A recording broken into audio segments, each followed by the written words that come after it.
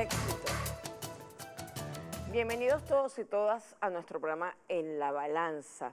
Hoy vamos a conversar un tema que ha tocado la sensibilidad de todos los venezolanos y las venezolanas, que es la situación, no solamente las que nos vimos obligados con el fenómeno de migración inducida, sino las situaciones de xenofobia que nuestros hermanos y hermanas han sufrido en otros países. Crímenes de lesa humanidad de los cuales han sido víctimas migrantes venezolanos, que las causas sobre el por qué migraron son muy diversas, muchas de ellas están vinculadas a operaciones psicológicas y, por supuesto, enlazada a una cruenta guerra multidimensional y guerra económica como arista principal de esa guerra multidimensional.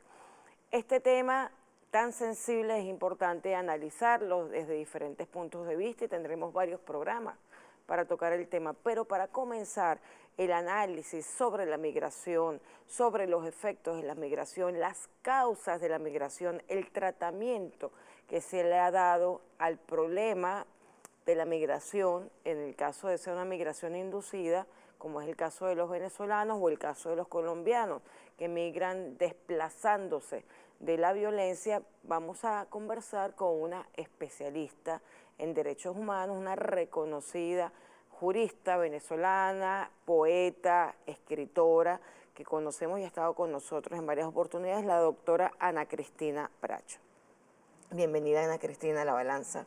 Gracias, Olga. Para mí es un placer, como siempre, que Ana nos acompañe en este análisis, porque además es muy estudiosa de diversos temas de derecho internacional, pero particularmente lo enfocaba al derecho internacional humanitario, y nos puede dar luces sobre cómo manejar o cómo comprender y conceptualizar las situaciones que hemos vivido. Es importante destacar que recientemente hubo una situación de xenofobia muy cruel contra un niño venezolano en el Perú, sucedido en el aula de clases. Afortunadamente ya este niño con su familia está de regreso a Venezuela gracias al gobierno nacional, pero es un fenómeno que se ha repetido en muchas partes. Incluso los índices de criminalidad contra los venezolanos en el exterior han sido sorprendentes y han sido dolorosos por la magnitud y la forma en que se han ejecutado. Por ejemplo, en Colombia la persecución y muerte de venezolanos migrantes allí ha sido reflejado incluso por instituciones formales del Estado colombiano.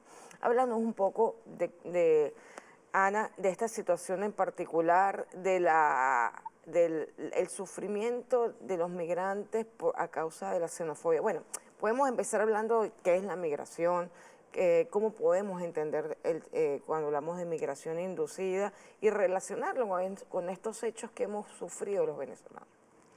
Bueno, eso es un tema extremadamente amplio, ¿no? Nosotros vamos a darnos cuenta de que la migración tiene un montón de mitos, cuando en realidad la migración es, en primer término, un derecho humano.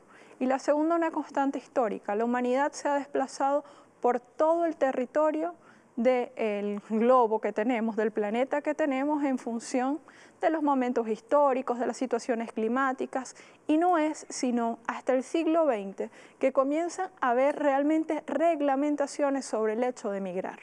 Entonces esto ya de entrada nos va a dar un escenario en el que nos damos cuenta que si migrar es humano, que si migrar está consagrado dentro del derecho de tránsito que está en la Declaración Universal de Derechos Humanos, nos vamos a encontrar que la reglamentación de esto se produce sobre todo después de la Segunda Guerra Mundial, donde nosotros, por ejemplo, Venezuela se constituyó en un país fundamentalmente receptor de olas migratorias de la posguerra, donde veíamos un importante número de personas de Europa fundamentalmente que, huyendo a la crisis producto de la guerra, se instalan en Venezuela.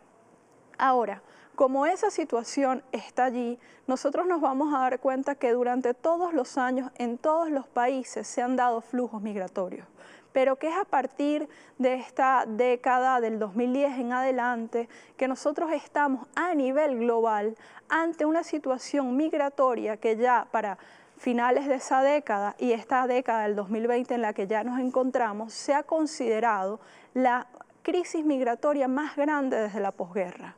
Una crisis que tiene una característica, y la característica es que los países que han sido expoliados, que han sido víctimas de procesos de toma de riquezas, han tenido como constante que sus poblaciones migren. Ahora no han sido recibidas y constantemente nos encontramos con la situación que vemos en el Mediterráneo, que es el punto por el cual desde África se intenta entrar a Europa.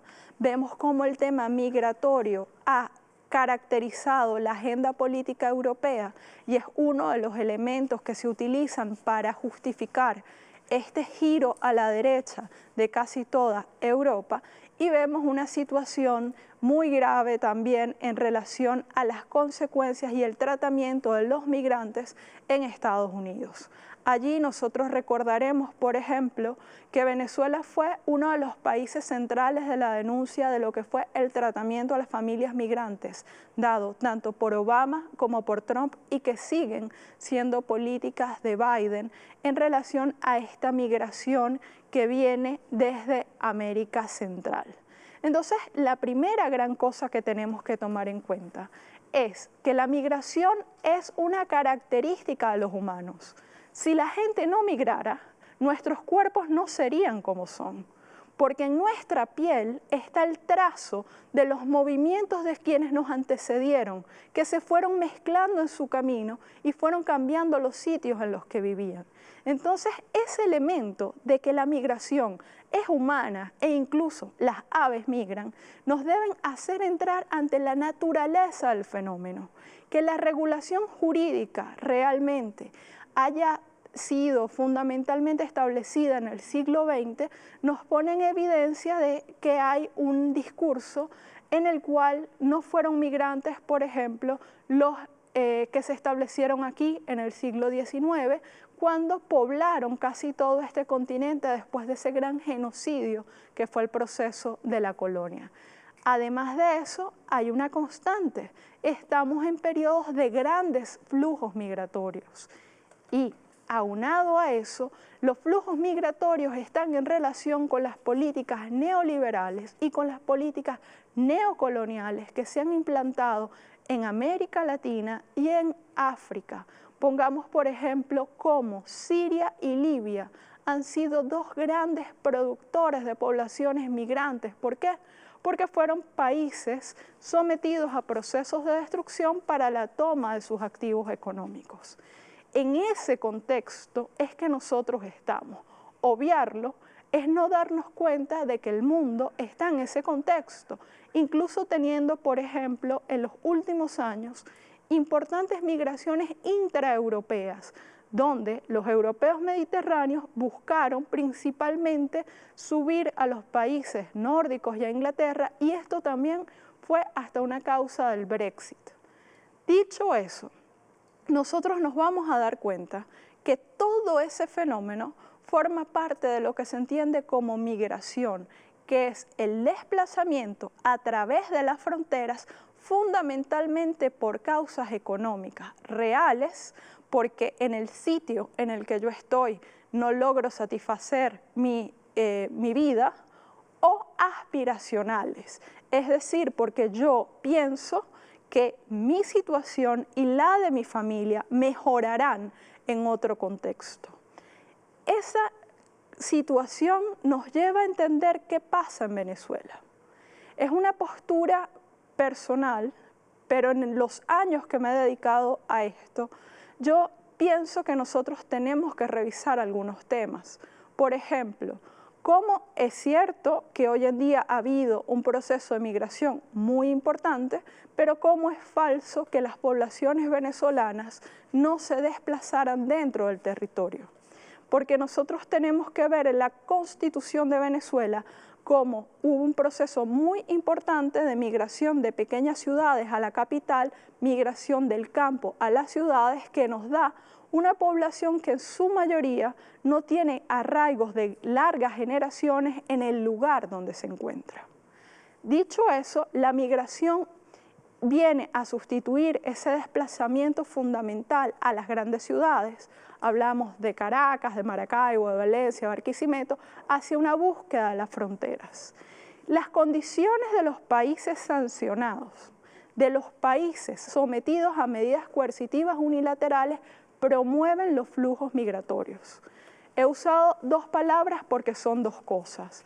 Los países sancionados, es decir, objeto de un régimen coercitivo legalmente impuesto por el Consejo de Seguridad, sufre migraciones. ¿Por qué?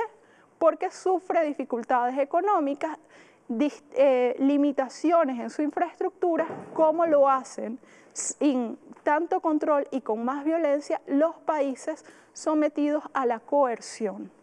Eso genera efectos que son similares a los de las guerras y con menos protección humanitaria. ¿Por qué?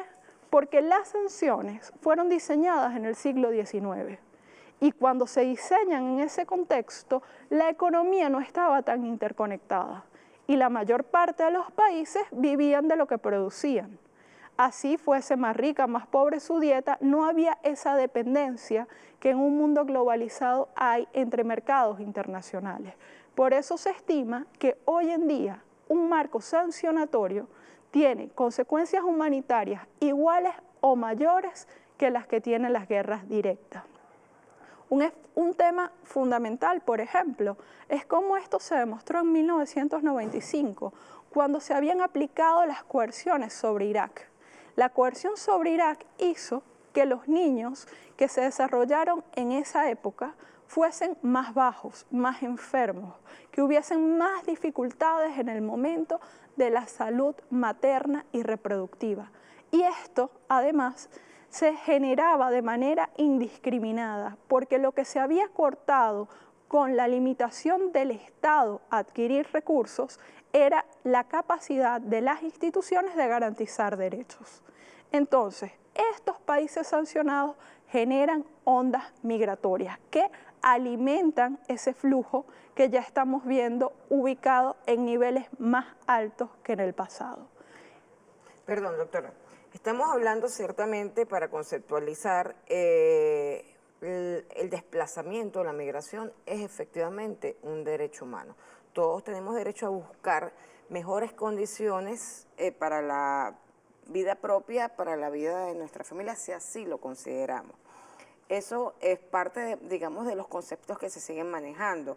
El desplazamiento también tiene otra visión, que no es que voluntariamente tú decidiste buscar mejores condiciones, sino que te obligaron las condiciones por razones de violencia, por persecución, por medidas coercitivas unilaterales impuestas a salir de tu arraigo, a salir de tu sitio donde estabas sintiéndote cómodo y protegido junto a tu familia. Entonces, digamos que es bueno también que nos permita analizar ese contexto de qué sutiles diferencias hay cuando hablamos de la migración como un derecho o la migración por una causa que no tiene que ver con la propia voluntad, sino que ha sido inducida. Eso es muy interesante porque además los debates sobre cuáles decisiones son voluntarias cuando hablamos de débiles jurídicos es fascinante, porque hay una presunción de voluntariedad que muchas veces no existe en los marcos ni de migración, ni de derecho del trabajo, ni de otras prácticas, porque las condiciones se construyen a través de las condiciones fácticas en las que está esa persona. Ahora, diferenciarlos, sí, son conceptos diferentes. Primero, hay unas cosas que se dicen, por ejemplo, como que qué casualidad que no hay migrantes ricos, porque a los migrantes ricos los llamamos inversionistas y les damos facilidades para que se instalen. Normalmente, la población migrante por causas económicas constituye, en un sentido muy amplio, personas que están dentro de la categoría de la clase trabajadora, independientemente de su nivel de calificación mayor o menor. ¿Qué pasa en Venezuela? En Venezuela, de hecho, es casi una novedad que ya se admita que hablamos de que la población es migrante, porque cuando vamos al periodo 2016-2019, en este país se habló que era una población refugiada. La población refugiada no está en ejercicio de esa libertad buscando condiciones económicas para mejorar su sociedad, su situación, sino que está en una situación urgente y apremiante por la cual sale del territorio en el que vive para salvar su vida y la de su entorno, para instalarse en otro país, para buscar el auxilio tanto del Estado receptor como de las organizaciones internacionales de vocación humanitaria y de atención a los refugiados. La situación venezolana fue tratada desde el año 2016 con esta terminología. Y fue tratada con esta terminología porque más allá de que en las causas podemos ver, por ejemplo, el intenso e importante debate que hubo recientemente en la Asamblea Nacional, en el que se resumió que las causas las veíamos en la pérdida del salario como uno de los más altos de la región, en la cambio de las condiciones socioeconómicas, y que todas estas fueron consecuencias de este proceso sancionatorio. Que de hecho el presidente de la Asamblea Nacional usaba un símil que decía, bueno, es como decirle a Venezuela que fuese una persona que pierde su trabajo y pide dinero, que no puede pedir dinero, sino que vaya a trabajar, cuando en realidad no lo dejan trabajar. Esa situación de Venezuela, en la que no puede acceder al comercio porque le aplica sanciones a quienes comercian con Venezuela y eventualmente a cualquiera que comercie con las personas que comercian con Venezuela, la situación de no poder usar tus propios recursos, que equivale a que nos bloquearon las cuentas en el banco, genera una situación de crisis extremadamente profunda, pero que además formaba parte de lo que podríamos decir una profecía autocumplida, porque desde el año 2016 se sostuvo que en Venezuela estábamos ante una crisis multiforme, ante una crisis humanitaria. Y eso necesitaba no la figura del migrante, sino la figura del refugiado. Y allí veíamos constantes y duras declaraciones del ACNUR, de la Oficina Internacional de Migraciones. Vimos la denuncia, por ejemplo, de Madeleine García, que fue a la frontera y se dio cuenta de cómo cualquier persona, siendo turista o no turista, era clasificada como migrante. Vimos la situación, por ejemplo, de que la población venezolana que vive en Colombia es tratada siempre como venezolana, omitiendo su naturaleza de población binacional o población de retorno, porque siendo territorios uno al lado del otro, tienen una historia, como la mayor parte de los países, geográficamente así, en que la población se desplaza en función de la situación económica y política que existan en los territorios. Doctora, nos vamos a ir a un corte en este momento, pero vamos a continuar porque es importantísimo justo llegar a este punto de analizar la situación precisamente de cómo se manipuló el tema de los refugiados venezolanos, quién estaba financiando esas condiciones, qué consecuencias trajo y algunos elementos que nos va a permitir comprender tiempo después que lo que estamos enunciando en su momento era totalmente cierto. Nos vamos a un corte y seguimos con la doctora Ana Cristina Bracho.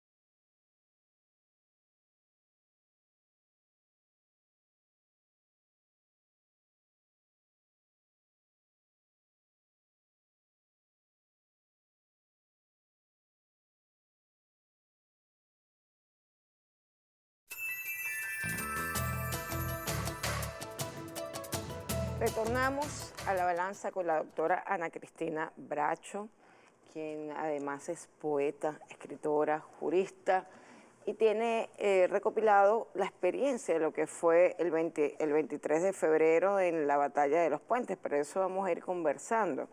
Libro muy interesante que, bueno, que lo recomiendo. ¿Dónde se puede obtener?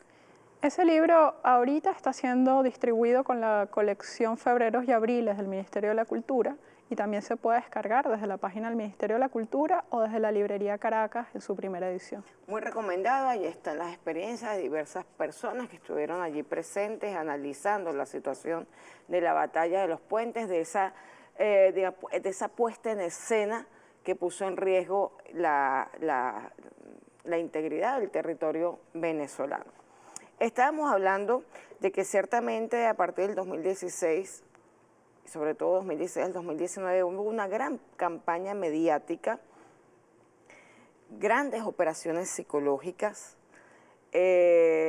una tenaza económica contra Venezuela con la desaparición de productos del mercado, el desabastecimiento inducido de diferentes productos de la cesta básica.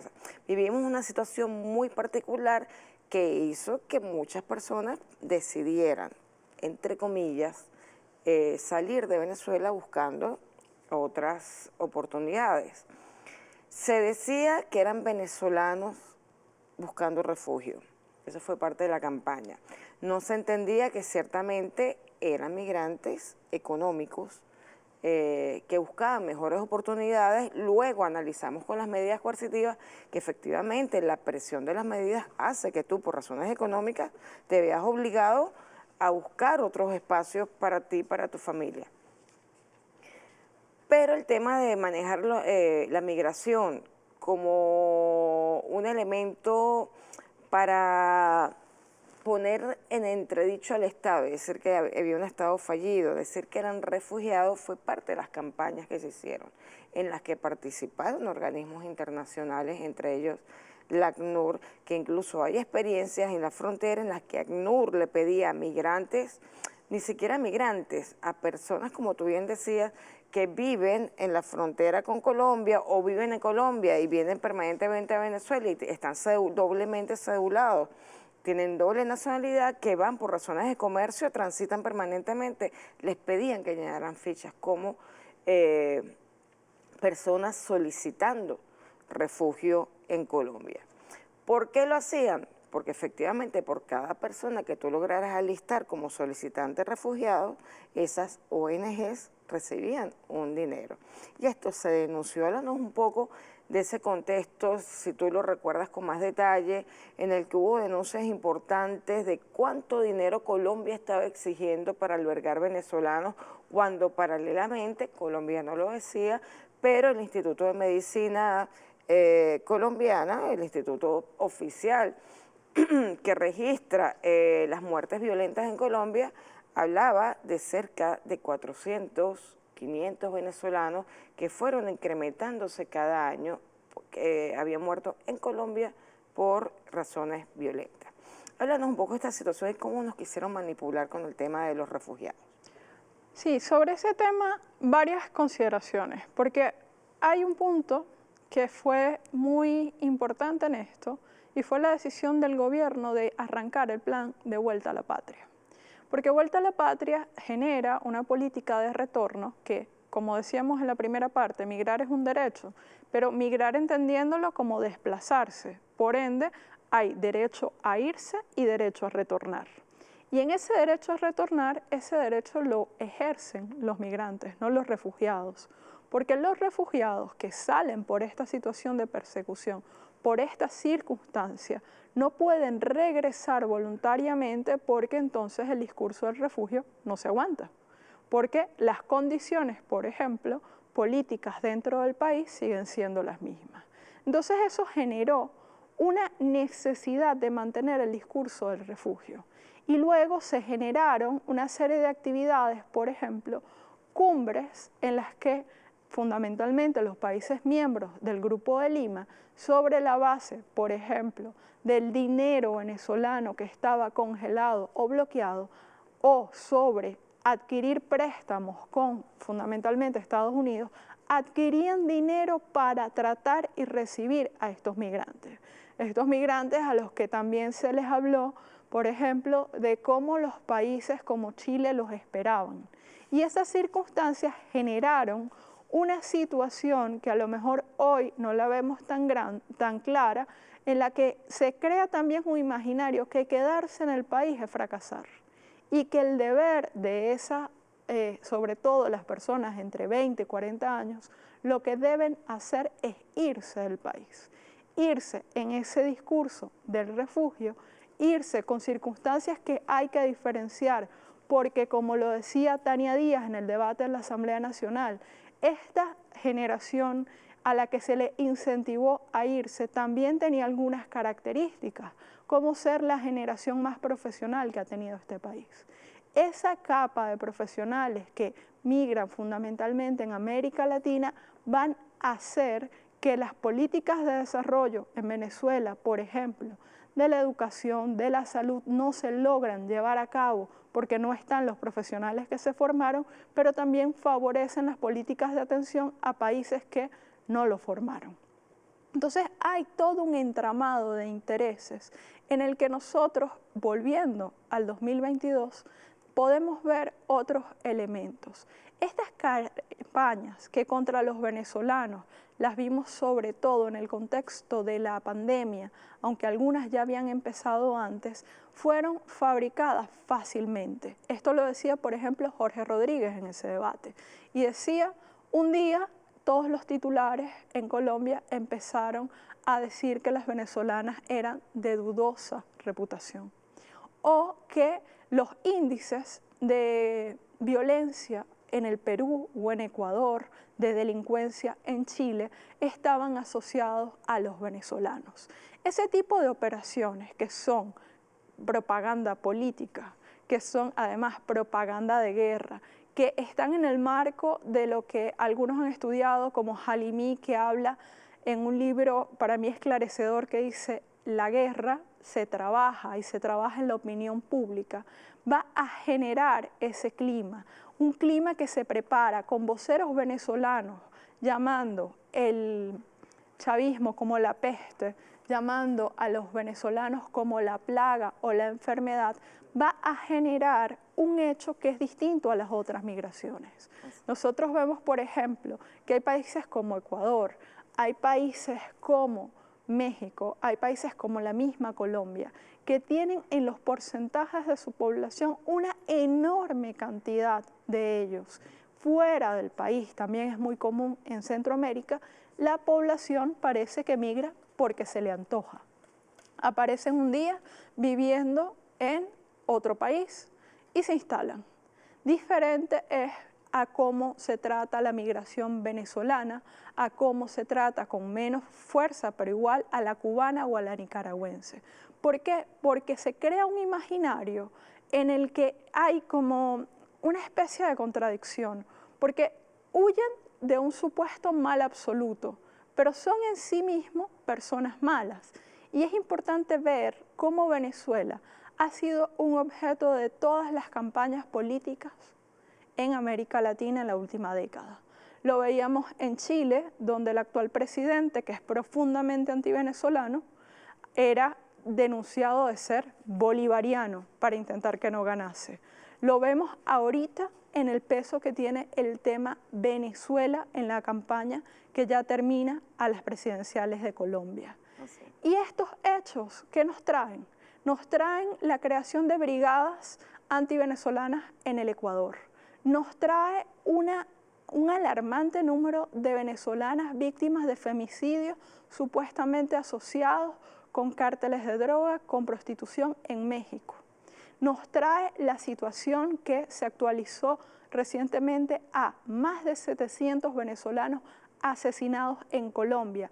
Y en Colombia vemos estas prácticas que veíamos, por ejemplo, en Ucrania, en las cuales los procesos de tratos degradantes, que muchas veces han terminado en el asesinato indiscriminado de niños, niñas, adolescentes o adultos, han sido viralizados. Recordemos el espantoso caso de 2 niños venezolanos asesinados por presuntamente haber robado sin que nadie probase cuál era el hurto o robo que habían cometido. Entonces, esos escenarios están allí.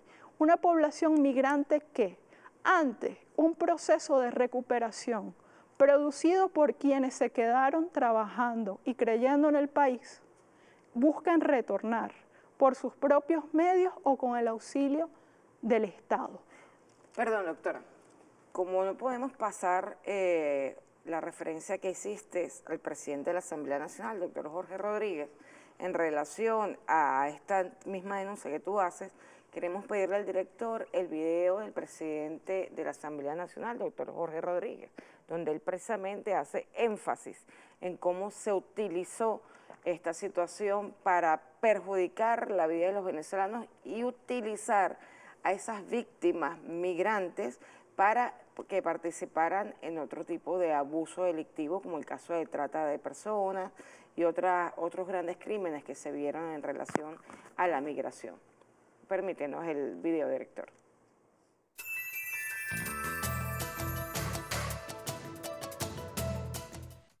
Si en ese afán de hacerse con el poder político y económico en Venezuela y adueñarse de nuestro petróleo, Donald Trump no hubiera ordenado a Julio Borges, a Juan Guaidó, a Leopoldo López, a Carlos Vecchio, no le hubiera ordenado que lanzaran esta campaña psicológica en contra de las venezolanas y de los venezolanos, no hubiera ocurrido, o quizás no estaríamos contando casos como este que estamos contando, que es una expresión brutal de xenofobia en todas sus partes, no solamente en lo que tiene que ver con la agresión en la escuela por parte de otros niños y otras niñas. Eso tiene más que ver con que qué será lo que escuchan esas niñas y esos niños peruanos en sus casas sobre los venezolanos y las venezolanas. ¿Qué van a escuchar? Lo que Julio Borges dijo por los medios de comunicación, lo que esas ONG que están inscritas en Perú como ONG de atención a migrantes venezolanos y lo que son es agencias de trata de blancas y le quitan el dinero a los venezolanos y los engañan y los estafan.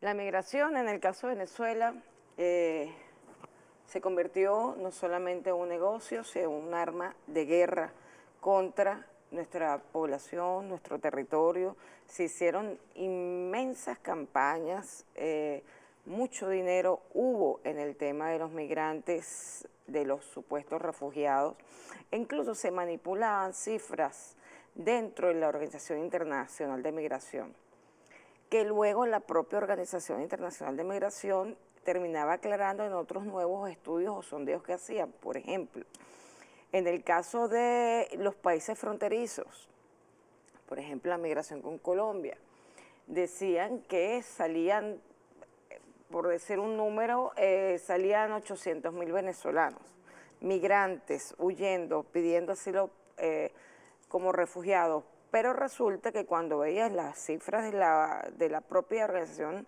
Internacional de Migración de la Oficina de Colombia, resulta que el 70% de esas personas allí reseñadas tenían doble nacionalidad. O sea, podías incluso decir no eran migrantes venezolanos, sino migrantes colombianos en retorno. O sea, imagínense el nivel de manipulación. Igualmente los que iban para Europa. El 70% de la migración que fue a Europa, que estaba reconocida como migrantes venezolanos en las cifras del Instituto de Estadísticas, por ejemplo, de España, de Francia, de Italia, reflejaban que la mayoría de ellos eran españoles nacidos en Venezuela. Es decir, hijos de españoles que tenían doble nacionalidad y que estaban de retorno a sus países, ejerciendo su derecho al retorno. Sin embargo, eso se utilizó como elemento de campaña contra Venezuela. Ciertamente, las políticas no, eso no es política, los ataques con las medidas coercitivas unilaterales, el bloqueo buscaba, entre otras cosas, romper el tejido social, romper la familia, el núcleo familiar, es evidente, por supuesto, robar a los profesionales porque Venezuela goza, y en ese momento gozaba de una cantidad importantísima de jóvenes muy bien preparados porque se había hecho un trabajo en revolución muy importante de aumentar la capacidad para formar profesionales en todas las áreas del conocimiento y en todos los oficios que pueden ser útiles en el momento de emigrar. Entonces, digamos que esto fue parte de lo que se utilizó para atacar a Venezuela, pero lo más grave de toda esta utilización fue el haber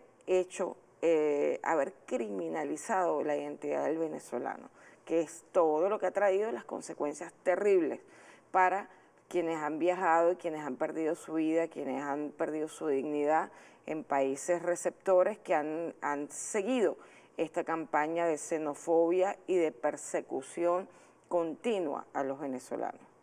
Sí, ahí hay varias cosas que son muy interesantes. La primera es entender por qué eso pasaba. Porque recordemos que nosotros estamos en el marco de la Declaración de Venezuela como una amenaza. Y para que realmente un discurso apoyase una guerra, una toma, una intervención directa en Venezuela, primero había que crear el clima de que Venezuela era una molestia regional.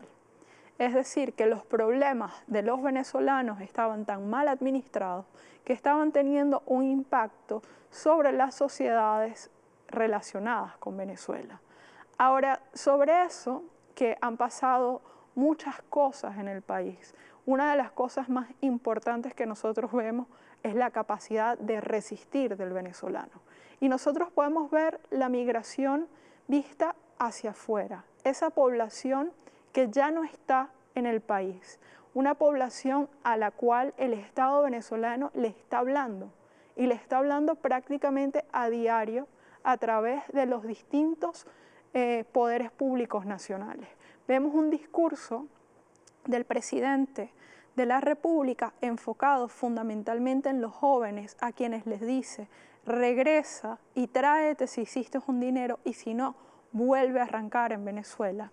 Vemos la importante instalación en la Asamblea Nacional de una comisión para el trato y el estudio de la situación y de los actos de xenofobia, de violencia que han sufrido los venezolanos. Vemos los hechos en sobre todo lo que significó las condiciones de la pandemia, que empezaron a procurar una importante oleada de regreso, porque en ese contexto veíamos las escenas dramáticas de los venezolanos siendo expulsados de las opciones de alojamiento que tuviesen, la pérdida de trabajo. Hay un reconocimiento del Estado, de la existencia de una gran población migrante que debe ser atendida y a la cual el Estado venezolano está dispuesta de garantizarle todos los derechos que tiene en virtud del tema de la ciudadanía, pero tiene también la idea de procurar el retorno. Y yo creo que hay cosas que nosotros no hemos visto tanto, como las consecuencias de la migración para quienes se quedaron. Porque recordemos que en este proceso de los últimos años hay una frase que a mí me llamó mucho la atención, que es de Neruda, en los periodos en los que estaban derrotando al gobierno chileno de izquierda, que decía que había que convencer a los chilenos para aceptar un gobierno fascista de que no tenían nada que defender. Y la herida que significa para la familia venezolana, algo que alguien me dijo una vez, una frase que me gusta mucho: haber producido madres y padres huérfanos, porque le quitaron a los padres, a sus hijos, y les crearon la angustia de tenerlos lejos. Psicológicamente, nosotros tenemos que valorarlo, porque recordemos que las vocerías de los Estados Unidos decían que la política sobre Venezuela era maximizar el sufrimiento, y el sufrimiento de la ruptura de esa familia, de esos niños criados sin papá, sin mamá, de esos abuelos que ahora se encuentran como una población de tercera edad sin nadie que los asista. Eso en sí mismo es la categoría que hoy Venezuela quiere levantar. Eso es un crimen de lesa humanidad, porque hay una ruptura profunda en lo más interno del alma de la familia cuando se ve desmembrada. Y esa población tiene derecho a ser amparada y este problema tiene que ubicarse como una de las prioridades nacionales, porque realmente una de las características que tenemos además es que nosotros no somos europeos, nosotros somos latinoamericanos. No hay alegría más grande que ver a la madre de uno. Y ese elemento también se estudia en los procesos sancionatorios, porque el proceso sancionatorio, como lo admite NIFU, como lo admiten todos los analistas, reconocen primero cuál es la fibra más honda de un país. Y la fibra más honda de este país es precisamente esa noción de familia. Entonces, ahí vemos una articulación importantísima del Estado venezolano, que no centrada en el proceso de lo que nos hicieron para que se fueran, busca centrarse en la reconstrucción y amparar a los más débiles, que también hay cada día más experiencias de personas que se enfermaron en el extranjero y nos los trajimos para ser tratados en Venezuela. Yo conocí un caso maravilloso en Carabobo, donde un muchacho se va al Perú, tiene un accidente y casi se muere porque enfermo y sin familia. Y ese muchacho, desde el embajador hasta el alcalde de Libertador de Carabobo, lo traen y ese muchacho está sano, como el caso de estos niños del Perú. Y nosotros tenemos en eso el gran reto, porque el gran reto es que no nos quiebren esa fibra ni la esperanza de que aquí se puede vivir. El gran reto en este momento, como tú bien dices, Ana Cristina, y agradezco esas palabras porque la reflexión tiene que ir a lo profundo. Entender que todo este proceso de guerra fue evidentemente llevado adelante para romper el tejido social, para quebrar a la familia y para debilitar a la nación, porque la nación finalmente es el conjunto y la relación de familias que se fortalecen, que crecen, que se identifican, que se reconocen entre sí.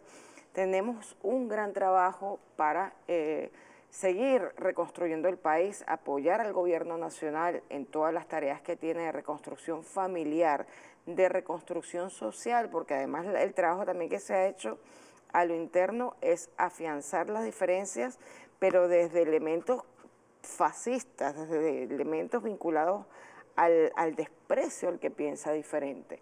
O sea, es nuestra tarea seguir construyendo valores de familia, seguir construyendo valores de reconocimiento de aquel que piensa diferente, de reconocimiento de cuáles son las virtudes que deben sostener la república y la familia.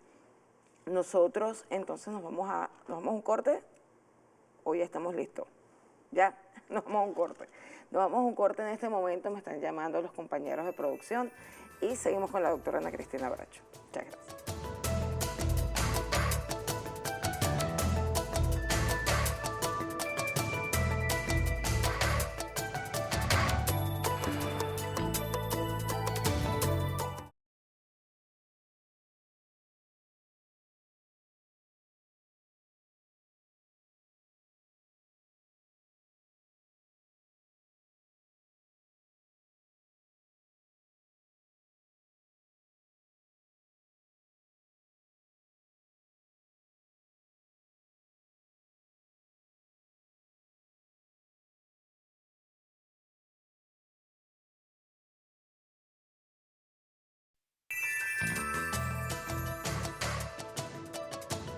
De violación de los derechos fundamentales, como está especificado en el Estatuto de Roma, la definición de los crímenes de lesa humanidad. Pero cuando se trata de un niño de apenas 11 años de edad,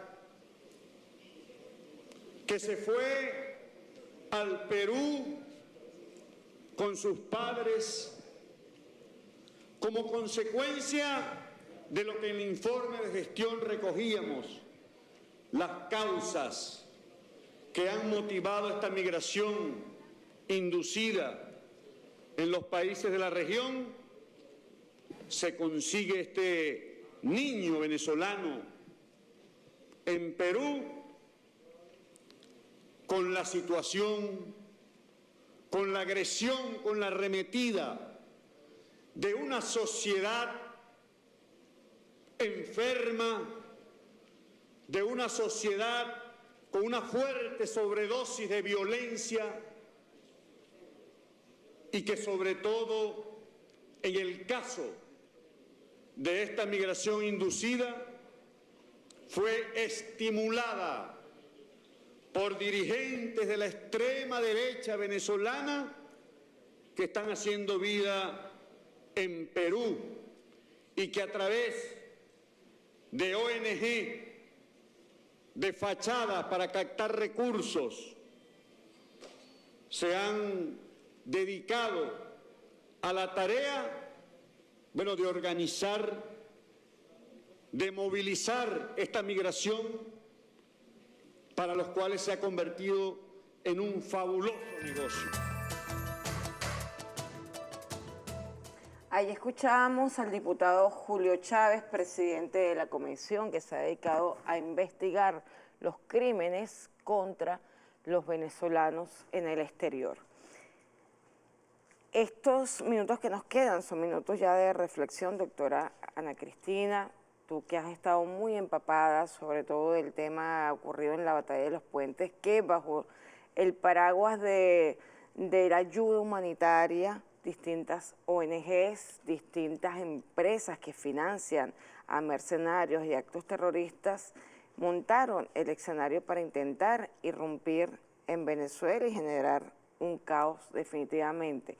Y una de las razones era precisamente la famosa crisis humanitaria que había en Venezuela. No negamos que la situación era muy complicada, pero había causas explicables para la situación económica que ha estado viviendo el Estado venezolano y que ha ido superando con creces el Estado venezolano junto, como no, al pueblo organizado y al sector privado también que se ha querido sumar a, de alguna manera,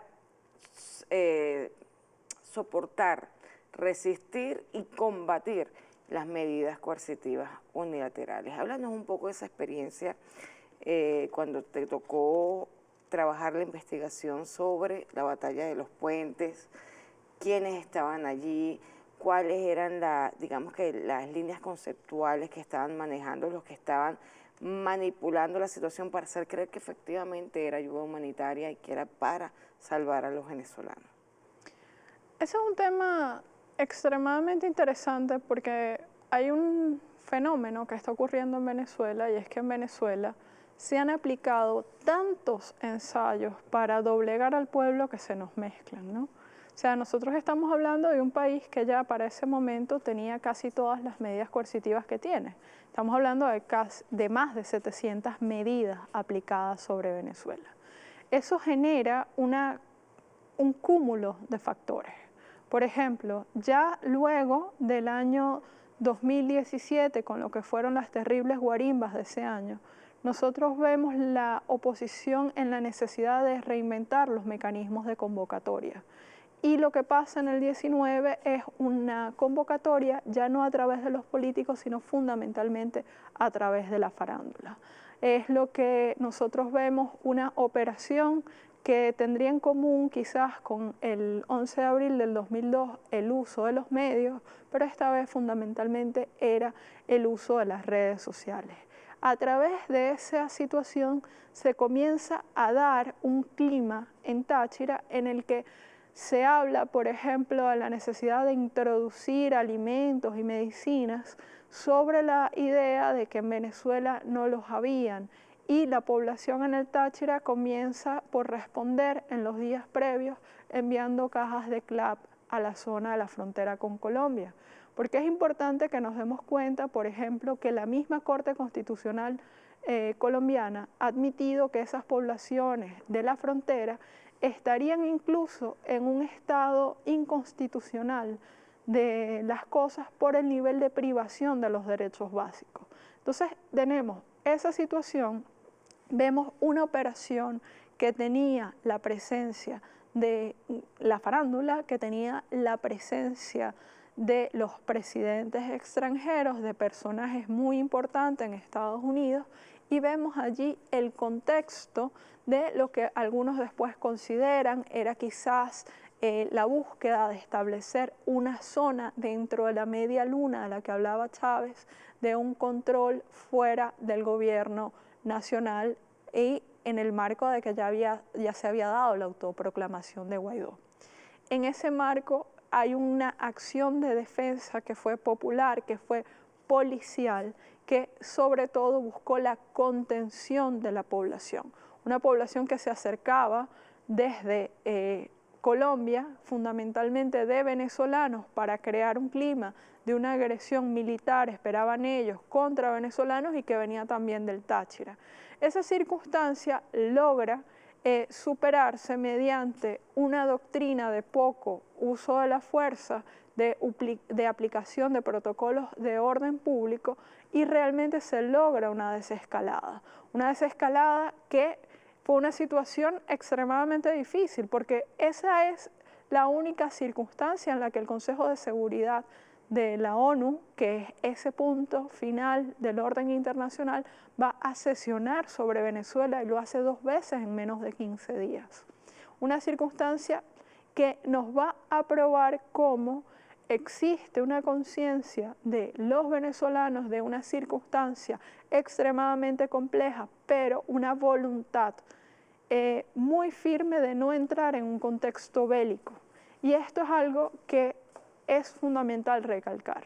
Si bien podemos hablar de la existencia de un conflicto en Venezuela y que ese conflicto ha sido alimentado fundamentalmente por injerencia extranjera, nosotros debemos recordar y valorar que la respuesta venezolana ha sido un contexto de no escalada de la violencia. Y desde allí nosotros vemos claves para la recomposición conformada por el pueblo que resistió de manera pacífica, el pueblo que sigue dentro del país y los factores que quieran entender que en Venezuela hay un marco que es la Constitución y hay una premisa que es la igualdad y la dignidad de todos. Y esto es interesante también verlo en el contexto actual, ya como cerrando, porque fijémonos, por ejemplo, qué está pasando en Ucrania.